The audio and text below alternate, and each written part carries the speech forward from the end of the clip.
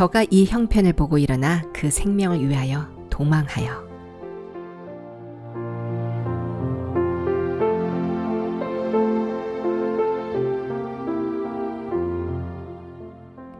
어지러운 열왕시대에 하나님의 종으로 택함을 받았던 엘리야. 혈혈단신으로 왕의 세령을 등에 업은 바알 선지자 450명과의 싸움에서 압승을 이룩하는 능력의 선지자이기도 했습니다. 또한 로뎀나무 그늘에 누워 차라리 죽기를 구하는 도망자이기도 했습니다. 하나님과 이세벨 사이에 선 엘리야. 무엇을 보고 있느냐에 따라서 엘리야는 승리하는 사람이 되기도 하고 무서워 도망가는 사람이 되기도 합니다.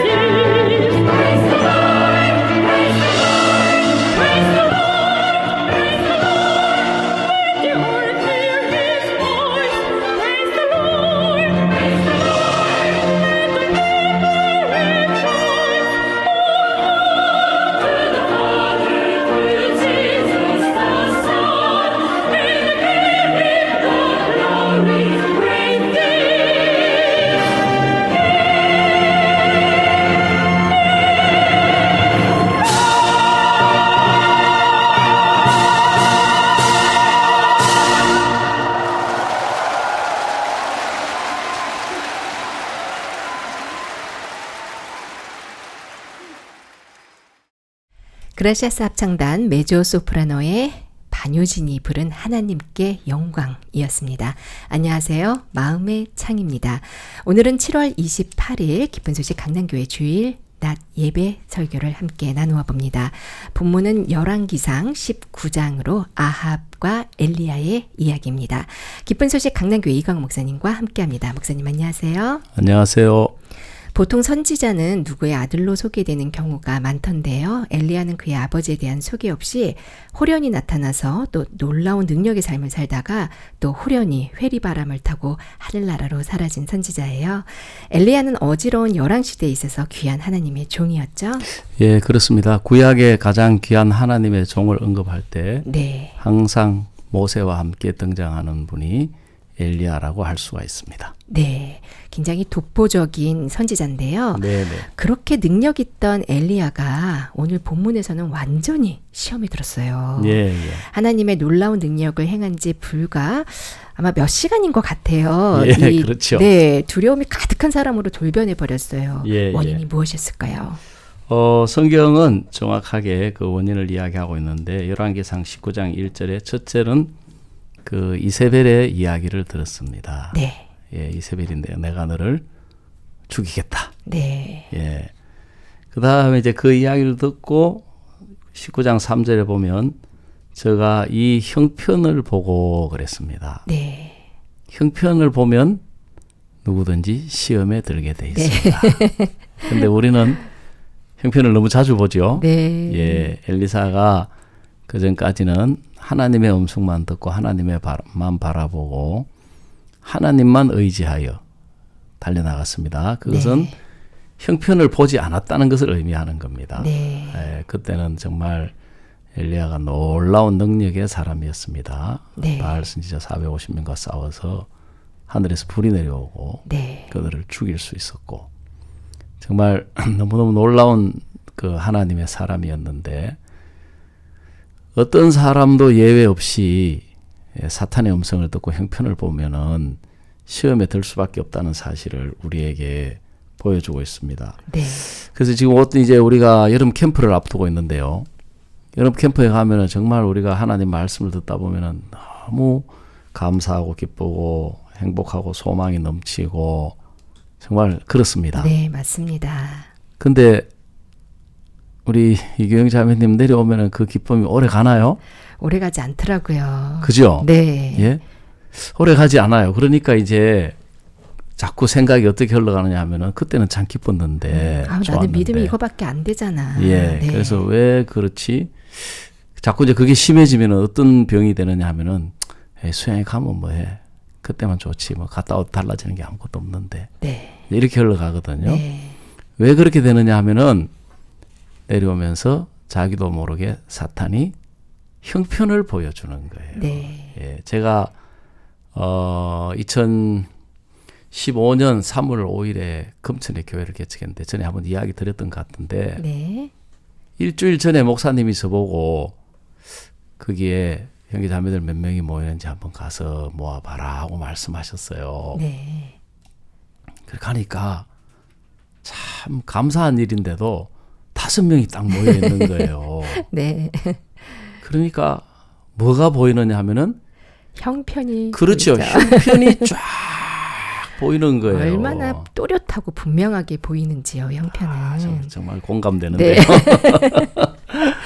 그러니까 바로 이 계산이 쫙 돌아가는데 네. 야, 이게 월세, 관리비, 전기세, 수도세, 통신비, 가스비 이제 막 뭐 비가 많잖아요. 이게 네. 거기다 이제 자동차 제 소형 자동차 있으니까 그 연료비 또 유지비, 보험료 야, 이거 쉽지 않겠는데 무릎 많이 꿇어야 되겠는데 은혜 많이 구해야 되겠는데 마음 많이 낮춰야 되겠는데 하나님 많이 찾아야 되겠는데 네. 참 좋은 소리 같지만 이게 전부 형편을 보는 데서 나오는 소리인 네. 거예요. 맞아요. 그때 이제 제가 너무 감사하게도 아, 내가 이걸 다 받아들이면 하나님이 종이 내게 주신 말씀을 버리는 것이구나.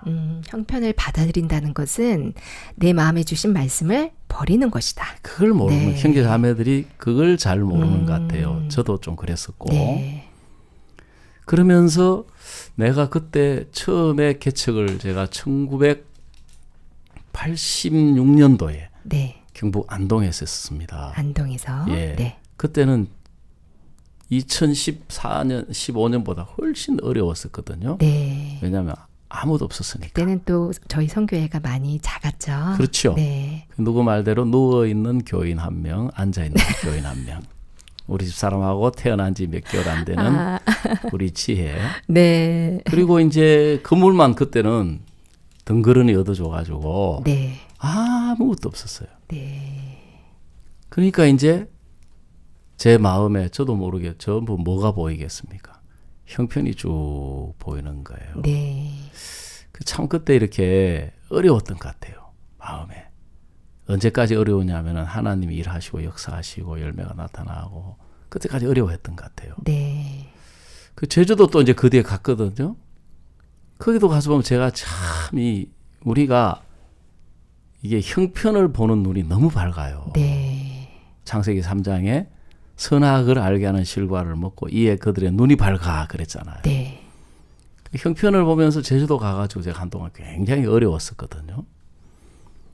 그걸 이제 생각나면서 아, 그때 내가 어려웠던 이유가 하나님이 계시지 않아서 그런 것도 아니고 네. 하나님이 함께하지 않는 것도 아닌데 내가 형편을 보고 형편을 받아들였던 거예요. 네. 그래서 여기서도 이 형편을 보고 이 형편을 다 받아들이면 하나님의 종이 나에게 주신 말씀이 있는데 그 말씀을 다 버리는 것이 되는구나. 그럼 어떻게 살아야 될 것인가? 하나님의 종은 나에게 뭐라고 하셨느냐 하면은 자네가 거기 가면은 1년 안에 100명이 연결되고 몇 년 안에 몇백 명이 연결돼서 큰 교회를 이루게 할 거다 하고 네. 말씀을 주셨어요. 네. 그래서 하나님은 항상 먼저 우리에게 말씀을 주시는 거예요. 네. 먼저. 네. 근데 이제 우리는 형편을 보면서 형편을 받아들이니까 자연히 형편과 반대되는 그 말씀이 사탄에게 쏘가서 우리도 모르게 마음에서 버려지게 되는 것이거든요. 등지는 거죠. 네. 네. 그래서 이제 그러면 어떻게 살아야 할 것이냐? 아, 내가 마음에 이 말씀을 간직하고 살아야 되겠다. 네. 항상 간직해야 되겠다.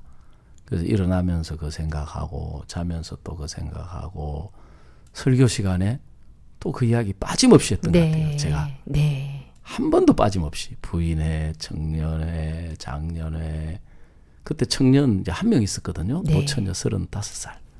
예, 부인 또 이제 몇 명. 작년에는 아예 모임에 나오지도 않아요. 네. 예. 근데 하여간에 수요 예배, 일요일 낮 밤 정말 제가 거의 제 기억에는 네. 빠짐없이 이야기했던 것 같아요.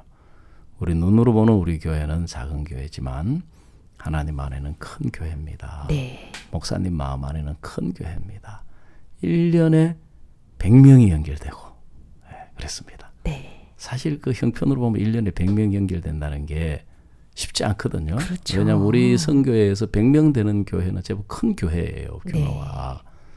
그런데 이제 그게 과연 1년에 될까? 또 현실적으로 요즘 우리 시대가 한 사람에게 복음 전해가지고 그 사람들이 교회에 세워지는 게 사실 쉽지 않잖아요. 쉽지 않습니다. 네, 네. 그런 형편들을 생각을 통해서 사탄은 계속 넣어주는 거예요. 근데 제가 1년 지났을 때 보니까 제 손의 명단에 네. 자그마치 사람이 120명의 명단이 주어지는 거예요. 그렇군요. 나오는 사람들은 한 70명까지 나왔던 것 같아요. 네. 중국 사람들이 몰려오는 거예요. 네. 예, 그래서 많이 모일 때는 이제 70명 정도 모였는데 절반은 중국 조선족. 네. 그래서 저는 중국말 하나도 몰라요. 하나 안 해요. 니하오. 다 조선족이니까 네. 99% 조선족이에요. 네. 어쩌다 한족 한두 명 와도 자기들이 다 통역 다 해주고 다 해줘요.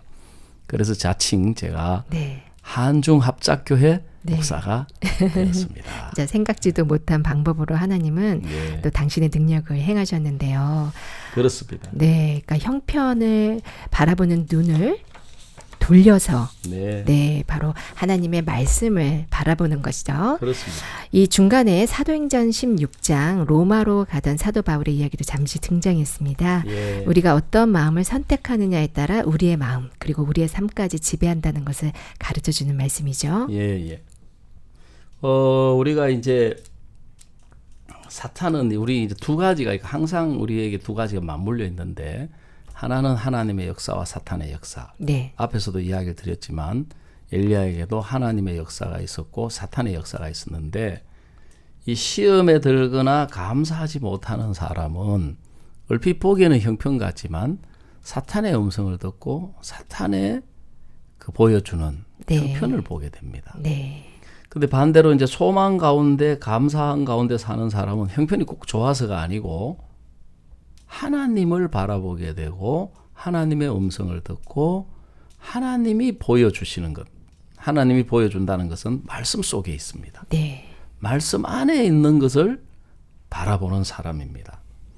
그래서 이 사도 바울이 사도행전 16장에 그 감옥에 갇혀 있을 때 형편을 보면은 절망이었습니다. 네. 옛날이니까 재판도 없고 채찍에 맞고 피를 흘리면서 쓰러져서 정말 그 감옥 안에 이렇게 쇠고랑에 차여서 기약도 없는 그 가운데 이렇게 있었는데 성경에 보면 사도 바울이가 신라가 밤중쯤 되어 기도하고 하나님을 찬미하며 지진이 일어나고 옥문이 열리고 간수들이 이제 죄수들이 다 도망간 줄 알고 자기라고 할 때에 사도 바울이 오히려 이제 그때부터 전세가 역전됐습니다. 네, 이제 바울이 이들에게 이끌고 인도하고 그래서 이 죄수들이 간수들이 복음을 듣고 구원을 받아서 최초의 그 빌립보 교회가 그 두아디라 첫 성의 빌립보 교회가 네. 이루어지는 놀라운 역사와 연결이 되었습니다. 네.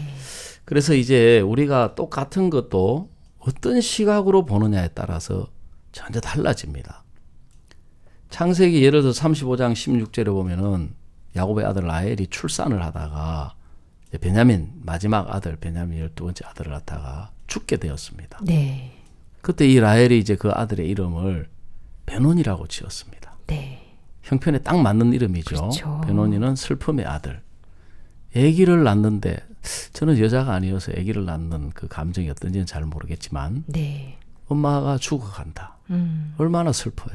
진짜 갓난아기를 두고 내가 먼저 떠난다고 했을 그렇죠. 때 네, 너무 슬프죠. 예, 우리가 네. 동물의 왕국 같은 데 보면 짐승은 태어난 지 5분 안에 네. 꿈틀거리다가 벌떡 일어나가 쫓아다니고 젖빨고 하는데 사람은 1년 동안 키워도 겨우 그죠? 아장아장 끌어가지고 네. 몇 년을 키워야 이제 사람 구실을 하는데 맞아요. 절대적인 역할을 하는 게 엄마잖아요. 엄마죠. 예. 근데 그 엄마가 죽으니까 얼마나 슬퍼요. 슬픈 아이죠. 그죠? 예. 그래서 네.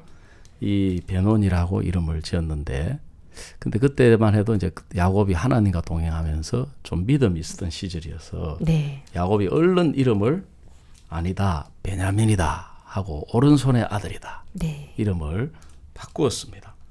그래서 그때부터 이 아이가 베냐민이 된 거예요. 네. 그러면 야곱은 왜 베냐민이라고 이름을 지을 수 있었느냐 하면은 야곱은 하나님의 뜻, 하나님의 계획 안에서 이 아이를 봤습니다. 네.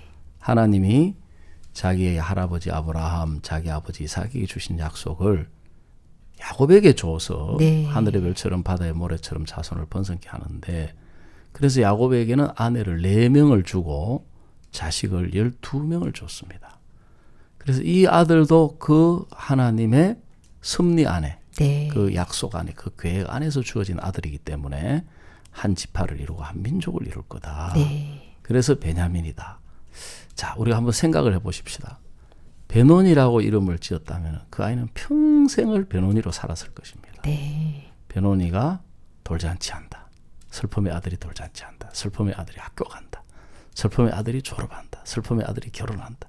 슬픔의 아들이 취직했다. 그죠? 네. 그러니까 어떻게 해야 되겠어요? 슬픔의 아들이 죽었다. 평생을 아마 슬픔의 아들로 살았을 것 같아요. 얘기만 들어도 슬퍼지네요. 예. 네. 근데 이제 베냐민이잖아요. 오른손의 아들이잖아요. 오른손의 아들이 돌잔치를 한다. 오른손의 아들이 학교 입학을 한다. 오른손 아들이 졸업을 한다. 오른손 아들이 장가를 간다. 오른손은 여호와의 권능이거든요. 네. 그 오른손의 아들이 취직을 했다. 예. 오른손의 아들이 죽었다. 평생을 오른손의 아들로 살다가 네. 하나님의 섭리가 함께하는 사람. 그렇죠. 그죠? 네. 예, 그래서 우리가 사탄은 항상 절망의 조건을 보게 해서 우리로 하여금 절망 속에 빠뜨리지만 네. 하나님의 계획 안에서 우리는 절망할 이유가 없는 사람들입니다. 네. 항상 행복하고 기뻐하고 감사할 수 있는 사람이 예수 안에 있는 그리스도인이다. 아멘입니다. 예. 네.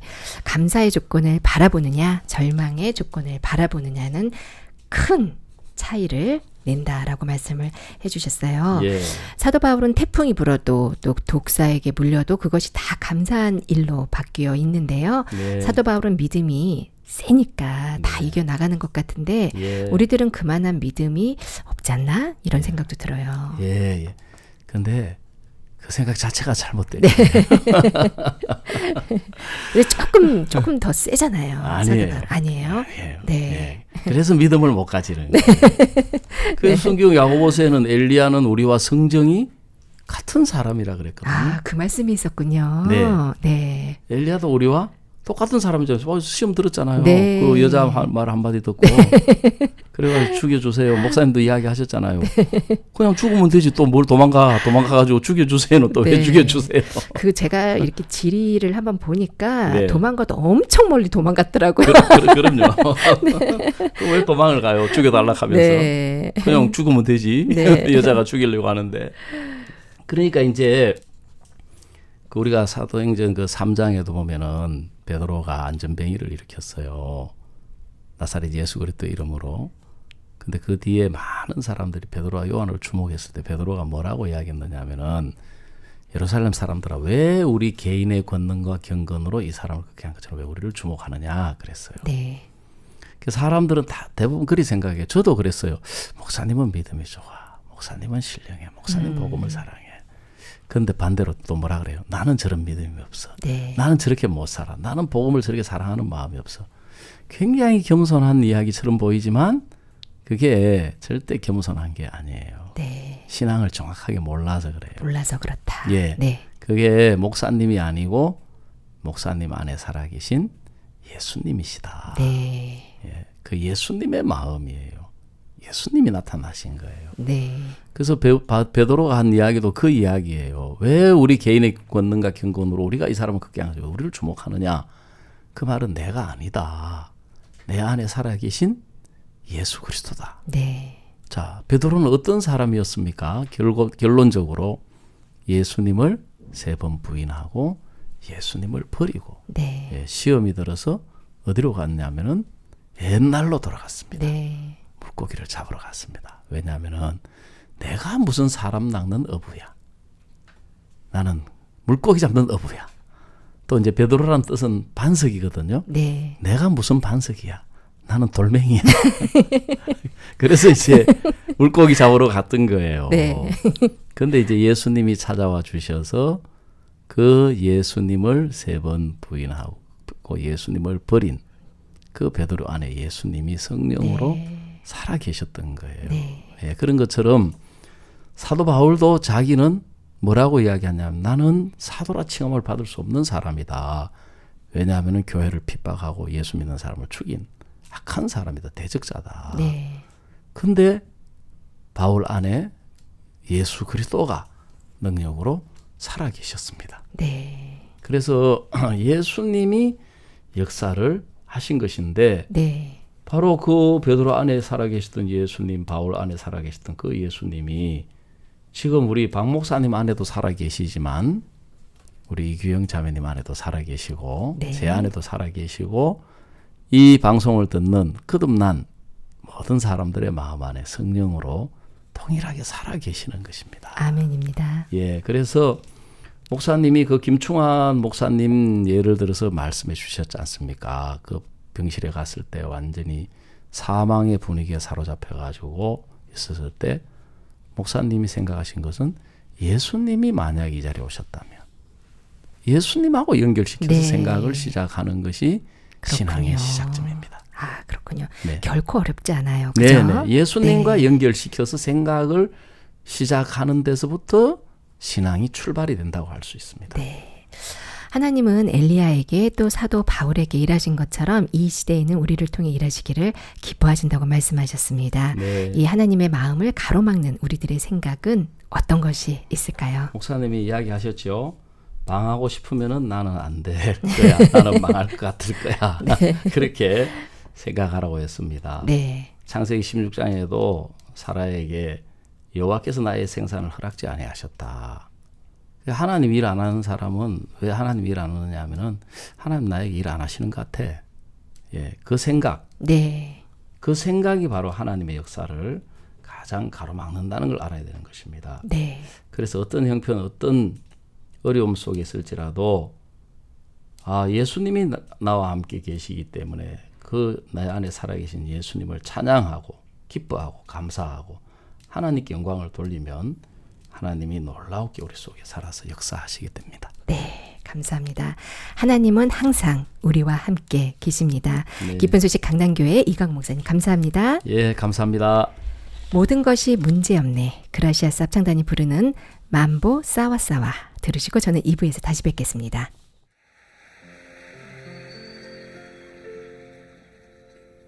만보 싸와싸와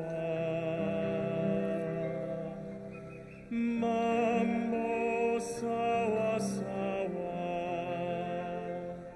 예수와 기와 엔진이 만보 싸와싸와 만보 싸와싸와 만보 싸와싸와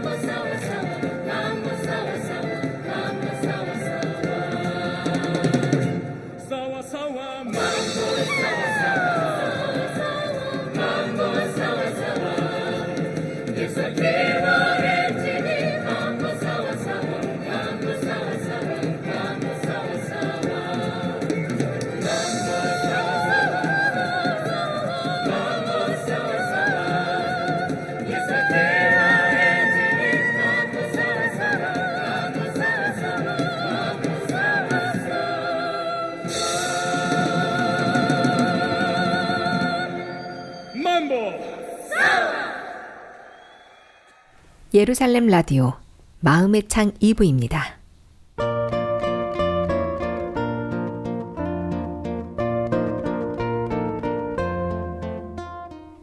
그거 아무것도 아니에요.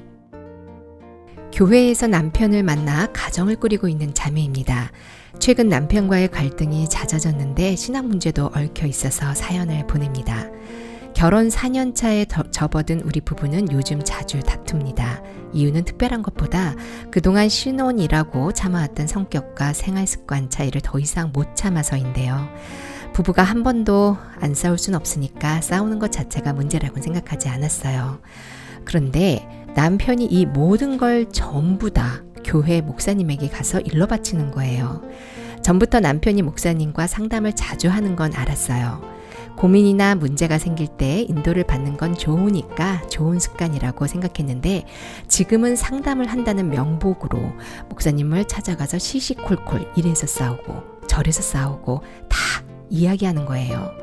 심지어 그 과정에서 남에게 말하기 힘든 제 사적인 부분들까지 전부 다 말해버린다는 걸 알았어요. 어느 수준이냐면 싸운 이유라면서 제 화장실 습관까지 말했더라고요. 그걸 알고 나선 나 뜨거워서 목사님을 도저히 못 쳐다보겠고 남편은 성도로서 신앙의 인도를 받기 위해서 말하는 거라고 하는데 도대체 사소한 가정사까지 왜 목사님에게 말해야 하는지 모르겠어요.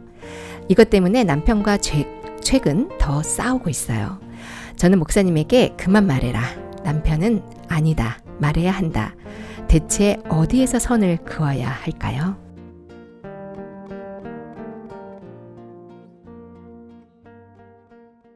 오늘의 사연은 신앙 상담을 위하여 5만 가지 가정사를 오픈하는 남편에 대한 고민입니다. 기쁜 소식 강동교회 이상준 목사님 나와 계십니다. 목사님 안녕하세요. 네, 안녕하세요. 남편이 시시콜콜 다 이야기를 한다. 특히 자신에 대한 이야기를 전하는 남편을 보며 아내 되는 자매님이 괴로워하세요. 저 같아도 싫겠어요. 이거 너무 하신 것 같은데 이건 좀 심하죠? 네, 이런 것은 이제 성격 차이 같고 생각의 차이 같습니다. 아, 생각의 차이다. 네. 그래, 이 남편은 좀 자기 연약한 모습을 좀 아는 것 같아요. 네. 그래서 모든 것을 이제 목사님에게 이렇게 자유롭게 얘기하는 마음의 상태를 가진 것 같고요. 네. 또 시시껄렁한 거라고 했는데 사실은 큰 거 가지고는 큰 싸움이 안 됩니다. 네. 아무것도 아닌 작은 것 같고 네. 싸움이 시작이 되어서 큰 싸움이 이렇게 되더라고요. 네. 이 남편이 교회 목사님과 상당히 친밀한 관계를 형성하고 있는 것 같은데요. 목회자와 성도가 원활한 마음의 교류가 이루어진다는 것은 일단 좋은 일이죠. 네, 그건 아주 좋은 거라고 생각합니다. 우리가 연약하고 부족하고 또 고민이나 문제들이 있을 때 목사님하고 이렇게 상담을 통해서 또 이게 이제 갈등이라는 것은 칡과 이 등나무가 얽혀 있는 것을 얘기하는데 네. 얽혀 있는 것을 스스로 풀 수는 없잖아요. 네, 그렇죠. 그래 누군가 풀어주는 건데 풀 줄만 알으면 그게 아무 문제가 되지 않는 건데요. 그래서 자기 스스로 못 풀기 때문에 해결할 수 없어서 목사님에게 이렇게 자주 나가서 그걸 풀어보려고 이렇게 하는 것 같습니다. 네, 이 목사님도 부부 상담 해주신 적 많으시죠? 어떨 땐 뭐 이런 것까지 물어보나 혹은 고민이라고 이런 거를 가지고 왔나? 그런 생각하신 적은 없으신가요? 저도 부부싸움을 해서 네. 이제 목사님에게 나간 적이 많이 있습니다. 네. 근데 나갈 때 보면 네. 제가는 심각했는데 네. 목사님은 원래 큰 거 갖고는 안 싸웁니다. 아무것도 아닌 작은 거 갖고 싸웁니다. 네. 그래 우리 집사람은 저한테 마음을 뭐 때문에 닫았냐면 네. 목사님한테 한번 그런 얘기를 하시는 거예요. 목사님 나는 우리 형제가 방구 끼는 것 때문에 많이 다쳤습니다. 그런 걸로도 마음을 닫을 수 있는 거더라고요. 네. 너무 심하게 끼신 거 아니에요? 네, 좀 근데 우리 집사람은 자기가 끼는 것은 문제가 안 되고 네. 또 제가 끼는 거 항상 문제가 되더라고요. 네. 그런데 꼭 우리 집사람이 속이 상했던 게 이불뚝이 들어가면 나도 모르게 방구가 나와가지고 이불을 이제 막 걷고 그랬던 기억이 있습니다. 네. 사실 마음을 열고 있는 사람에게는 이런저런 이야기가 자유롭게 오고 가게 되잖아요. 예, 형제님도 의도하지 않고 나간 말에 대해서는 뭐라고 하기는 그렇지만 아무리 인도를 받는다고 하더라도 목사님에게 사생활을 다 보고할 필요는 없는 거 아닐까요? 글쎄 뭐든지 이야기할 수 있다는 것은 이제 편안하니까 그렇겠죠? 그런 얘기를 네. 할 수 있다고 이렇게 보겠습니다. 그래서 우리 자매님이 우리 남편은 이제 목사님에게 편안하니까 뭐든지 다 얘기할 수 있는 거라고 생각을 한다면 큰 문제가 되지 않을 거고요. 그러나 이제 아내가 그렇게 받을 믿음이 없는데 또 이제 상담을 받는 것은 부부가 좋아지기 위해서 상담을 사실 받는 건데 네. 이게 싫다고 하는 걸 굳이 그렇게 꼭 해야 될 필요성은 없다고 이렇게 봅니다. 네. 왜냐하면 부부가 저도 이제 서로 안 듣는다고 싸운 적이 이렇게 있었는데요. 그래도 우리를 제일로 잘할 수 있는 것은 하나님이고 그 다음은 부부라고 이렇게 생각을 합니다. 네. 그래서 형제도 자매 말을 들을 수 있는 마음을 가져야 되고 네. 또 자매도 형제 말을 또 그대로 받을 수 있는 마음을 갖는다면 서로 이렇게 들어준다면 문제가 안 되는데 네. 저희도 서로 네가 안 듣지 내가 안 듣지 이렇게 싸웠는데 맞아요. 그래서 제가 먼저 아내 말을 이렇게 들어봤습니다. 듣고 나니까 우리 집사람이 또 내 얘기를 이렇게 듣더라고요. 네. 네, 그러면서 이렇게 좋은 사이로 이렇게 지내게 되는 전례가 있습니다. 네, 저도 이제 종종 이렇게 부부싸움을 할 때 제일 섭섭할 때가 뭐냐면, 내 이야기를 무시할 때. 저는 그래도 이렇게 진지하게 내 마음을 조심스럽게 털어놓았는데, 그것을 아예 이렇게 딱 무시할 때 그때 제일 화가 나더라고요. 네. 이 남편 되시는 분은 자신의 마음을 목사님께 다 터놓고 이야기하면서 자유롭게 되었지만 그로 인해 자매님은 오히려 목사님을 보면 민망하게 되었어요. 이를 어쩌죠? 그것은 제가 이렇게 보면 형제는 이제 목사님 앞에 자유롭기 때문에 뭐든지 가서 얘기할 수 있는 것 같은데 우리 자매님도 그런 부분, 지금 이런 부분이 어렵습니다 하고 가서 목사님에게 다 이게 마음을 표현을 하면 이제 자유가 올 거라는 이렇게 마음이 이렇게 듭니다. 네. 우리가 도둑질도 같이 하면 판단할 수 없는데 네. 안 하면 이제 판단이 이렇게 되더라고요. 네. 그렇게 하는 남편의 그 마음이 있을 텐데 네. 그냥 그렇게 하는 모습만 보니까 이해를 잘 못하는 것 같습니다. 그런 때는 자기도 목사님에게 가서 아니면 사모님에게 다 이런 것이 어렵고 저런 거 어렵지 다 얘기를 한번 해보면 이제 형제의 마음을 이해하지 않을까 그런 생각도 이렇게 듭니다. 네. 아마 남편 되시는 분은 이제 목사님이 편하실 것 같고요. 자매님은 이제 사모님이 편하실 것 같은데, 자기의 이야기를 목사님에게 이제 이야기했다는 것 자체가 이제 불쾌하고 목사님을 뵐 때 이제 마음에서 이제 껄끄러운 거죠. 이제 그 부분에 있어서 또 이렇게 화가 나신 것 같은데, 사실 교회에 있다 보면 이런 일들이 많이 있거든요. 이 자신의 이야기를 목회자나 또 주위에 있는 지체들에게 이렇게 털어놓고 이야기를 하다 보면 자신에게 영향을 주는 사람들에 대한 언급이 불가피하죠. 그 사실을 다른 사람들을 통해 전해 들었을 때 마음의 상처를 입는 경우가 많더라고요. 이럴 땐 어떻게 해야 할까요? 이건 다 이제 신앙에서 오는 거라는 마음이 이렇게 듭니다. 네. 그래 아주 정상적으로 이 부분은 잘 가고 있다고 이렇게 생각이 됩니다. 네. 우리가 어렸을 때 이제 싸우면서 큰다고 이렇게 했는데 마음의 세계도 이렇게 싸워가면서 이제 자라게 되고 또 튼튼하게 된다고 이렇게 봅니다. 네.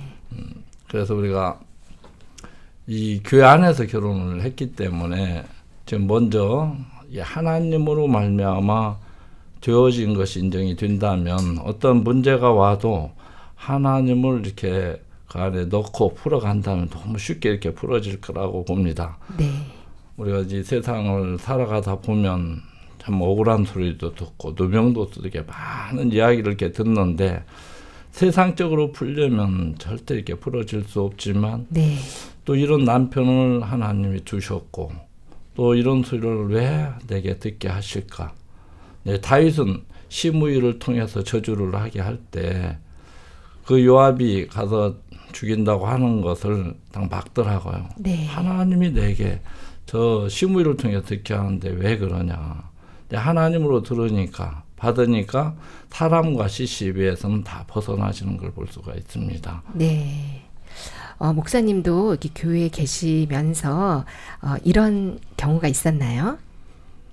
예, 저희도 많은 이제 이런 일들을 이제 겪게 되는데요. 그래도 인간의 생각을 가지고 보면 참 오해할 일도 많고 네. 이렇게 마음을 닫을 일도 이렇게 많은데 바람 한 점도 하나님이 허락지 아니하면 우리에게 올 수 있는 게 아무것도 없다고 하셨는데 이제 하나님으로 듣게 되고 받게 되면 제가 이제 우리 집사람과 결혼을 했을 때 우리 집사람이 저를 참 무시를 많이 했어요. 네. 근데 사람이 그런다고 생각하니까는 막 화가 나고 열이 이렇게 많이 받쳤는데 네. 하나님이 우리 집사람을 통해서 또 내가 무시당할 짓을 하는데 무시당하는 건 싫더라고요. 네. 그러면서 하나님이 나를 무시하면 내가 아무것도 아닌 사람인데 또 하나님으로 또 듣고 또 억울한 소리를 들었을 때 왜 이 소리를 듣게 했을까? 하나님이 이게 필요하니까 지금 우리 자매님이 상처 얘기를 이렇게 했습니다. 네. 상처라는 것은 약한 사람 때 이제 상처를 그쵸. 입게 되거든요. 네. 그래서 그런 남편을 통해서 그런 이해할 수 없는 일을 통해서 우리가 이제 하나님으로 풀어 넘어가게 될 때 마음이 튼튼해지고 그래서 튼튼해지면 어떠한 게 상처를 입지 않겠죠. 네. 그래 하나님 우리 자매님 남편을 통해서 마음을 튼튼하게 이렇게 또 하려고 한다는 마음이 이렇게 듭니다. 네. 이 남편의 하염없이 마음 열기 프로젝트로 인해서 이 자신의 마음이 다쳐간다는 자매님께 따뜻한 조언 한마디 부탁드리겠습니다. 그래서 이 부부 문제는 우리가 믿음이 없는 데서 오는 다 문제라고 이렇게 봅니다. 믿음이 없는 데서 모든 문제가 발생한다. 네. 네. 하나님을 믿게 된다면 저는 남편이지만 하나님을 바꾸면 바꾸겠다는 믿음을 가지면 네. 또 하나님을 기대하고 바라볼 것이고요. 또 우리 형제도 하나님의 아내를 바꿔줄 걸 믿는다면 또 아내가 싫어하는 그것을 또 하지 않아도 이제 될 거라는 마음이 이렇게 드는데요. 네. 특히 우리 자매님이 하나님이 준 남편이고 또 세상하고 우리 이제 교회에서 하는 결혼이 다른 것이 세상에서는 마음이 맞는 사람끼리 만나서 이제 시작을 하는데 안 맞아서 이제 결국은 헤어지더라고요. 네. 근데 교회 안에서는 맞지 않는 사람들, 신혼이다 보니까 잘 맞춰서 나가다가 이제 한계가 온 것 같습니다. 그래서 이제 맞춰 나가는 법을 우리는 안 맞지만 이제 하나하나 맞춰 나가는 법을 배우면 가면 갈수록 좋아지는 것이 이제 교회 안에서 결혼한 사람들의 표본입니다. 네. 저희 부부도 100% 안 맞는다는 표현을 이렇게 합니다. 네. 제가 춥다고 하면 꼭 우리 집사람 덥다고 하고요. 내가 덥다고 하면 우리 집사람 춥다고 하고 꼭 약 올리는 것처럼 네. 이렇게 보였는데 지금은 제가 교회와 종을 통해서 맞추는 법을 이렇게 배웠어요. 네. 그래서 100%안 맞는데 100% 맞는다. 이제 이런 이야기를 합니다.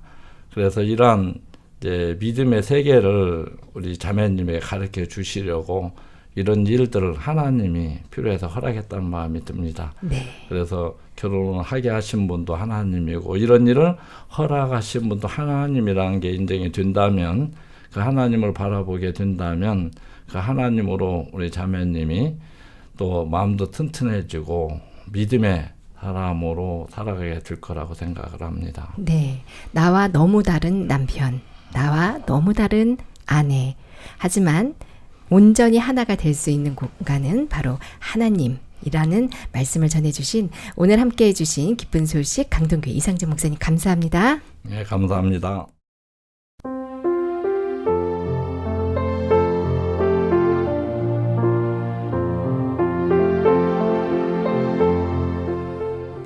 내가 별을 따오거든 난 어두움을 담아올게. 너의 별이 내 안에서 반짝일 수 있도록 너의 미소가 환히 올라 달로 뜬다면 너를 안아 내 품은 밤이 돼야지. 밤은 그저 어두움이 아닙니다. 별을 품고 달을 품는 또 하나의 아름다운 공간입니다. 그라시아스 합창단 바리톤 신지혁이 부르는 시소타기 들려드리며 마음의 창은 여기에서 인사드리겠습니다. 지금까지 이규영이었습니다. 고맙습니다.